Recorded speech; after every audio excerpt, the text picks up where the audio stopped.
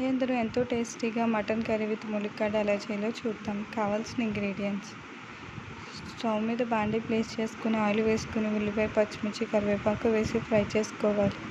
Fry అయిన తర్వాత 1 spoon masala paste, 1 spoon red chilli paste అనేది వేసుకుని ఫ్రై చేసిన తర్వాత కారం, ఉప్పు కలిపిన మటన్ పీసెస్ అనేది దీంట్లో యాడ్ చేసుకోవాలి. యాడ్ చేసిన తర్వాత ములక్కాడలు కూడా వేసుకుని కొంచెం కారం అనేది కూడా వేసుకోవాలి. వేసిన తర్వాత దీంట్లో 1.5 గ్లాస్ వాటర్ అనేది వేసుకోవాలి.